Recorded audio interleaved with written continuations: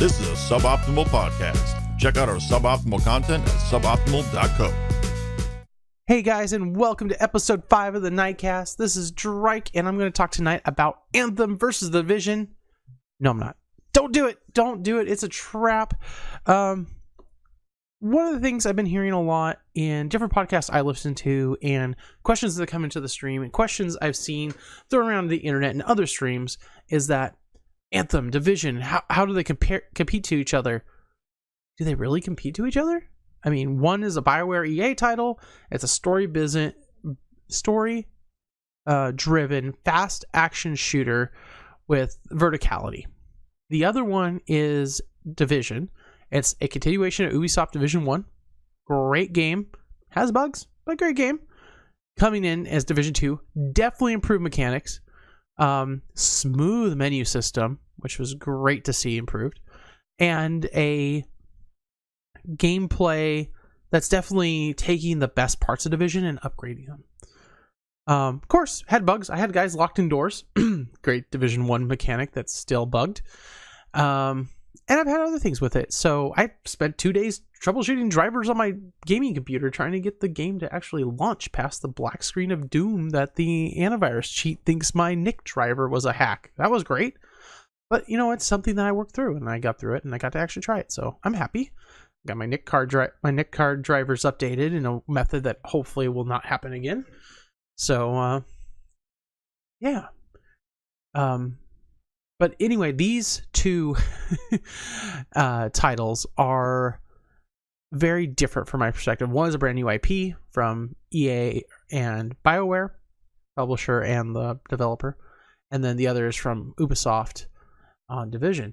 And one thing I've been seeing is, man, Ubisoft is horrible, or man, EA is horrible, and why would you support their games, and why would you take the time to play them, and you must be a sellout. And people are saying this to stream, not my size, I'm tiny, but to larger people. And I'm like, really? Do you feel that a company is a sellout because they're trying to make money? Because you know what a company does, right? They make a product to sell. That's what they're there for. That's what they're trying to do. They're trying to develop this game to send it out into the world so they can get money. So they can go and develop more titles, or they can set up and go and develop a different title. And when you start considering games and trying to compare them and try to say that their developer or their publisher, who's actually not developing the game, but their publisher who gave the money to the developer to build the game, is ruining a game just because of a name. Let's stop. Let's don't do it. Let's take a step back and just think about, this is something that's new. It is different. The company that put this out has been building on it and working on it for probably about 5 years. These are AAA titles, so they're about 5 years worth of development, if not more. They have hundreds of thousands of man hours of people putting together assets, writing stories, putting these different tools together to actually develop the game, and then the development of the game itself and the mechanics in the game. We have not seen these games. We have seen a couple of demos or betas or alphas or whatever you want to call it. Not fully smooth, not fully bad. Mixed bag kind of across the three we've seen so far. But what we have is we have a new title, a new IP from BioWare that is going to be a fast action science fiction RPG with lots of verticality, with lots of different types of grind, and an XP / challenge mode type leveling system that's going on. We don't really know exactly much about it. I haven't seen any extra content or videos talking about it other than what we saw in the demo. But it looked very, again, don't compare other things, but for best comparison, Diablo-esque with their torment modes. The other thing is we see Division, which is a cover-based looter shooter with being very tactical, very realistic. In my mind, when I see people trying to compare these two and trying to say, oh, this one's going to have my time, or this one's going to take my money, or da-da-da-da, what we're trying to do is draw a comparison between two very different things. Yes, they are video games that are probably both going to have a mature rating, and both have a story in them to different degrees, and they will have guns in them to different degrees, and they'll have loot come out of bad guys. But that's really it. So when you take the draw in comparison between these two, it's like, I want a game that has guns and has loot. It's literally back to looter shooter. I mean, that could be many, many, many games. And I guess that's kind of like the style of game I like.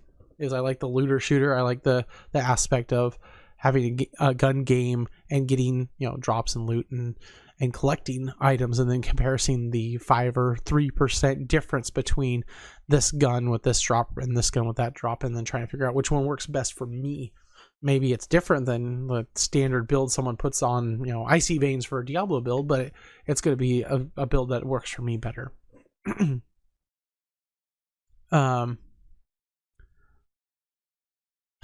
So what I guess my point is that these games, albeit have some similarities, don't try comparing things and trying to shove them together, and don't try blaming a name behind a title without trying it. This goes back, I'm a parent, so I have this fight with my kid, and your parents have probably talked to you at some point in your life, because I know mine did when I was a child, was like, you know what, try it, you might like it, so give both a try. You might like one of them, you might not, but that's okay, because you know what, it's also around the corner. Many other games titles, many other IPs. You have the opportunity to play anything that brings you enjoyment, and I think that's what you should do, is look for what's going to bring you enjoyment. So I hope this is kind of a decompressor after the last couple weeks, and that people can take a moment to understand that it's not just about finding comparisons and dropping the big names and trying to hit the thumbnail on the video and then seeing how these compare together and then ranting about both. It's about trying things new and trying something that might be outside your comfort zone initially, but it's worth it. And in the end, you might find something you really like. And if not, I hope you try it on a beta or on a test or on a sale, and you're able to get the value that you put into the game. And that's what I hope to do with Anthem. I put my $15 in so I can try it out early. I'll be trying it this Thursday when it releases on the February 14th at 5 p.m. Eastern. And we'll be giving it a go Thursday night and seeing how it is. And I'm hoping that I get my $15 back. I feel I do from what I felt from the game. But I'm also really excited about Division in March. It's going to be my birthday game to myself. I picked up the pre-order on it because I know I'm going to be playing Division. I love Division 1, so I'm going to be playing a lot of that game too. And I hope people just keep more of an open mind about the different types of games out there. I feel we need a little bit more open-mindedness around our decisions that we're making and the information we're trying to give back, and I'm going to try to do the same for you. So I hope you guys have a wonderful evening. I will be on all week, Sunday to Thursday, streaming on mixer.com/Drake. We'll be playing up a lot of Division this week and then hitting Anthem at the end. And I hope to see you guys there. Until then, have a great week, and I will catch you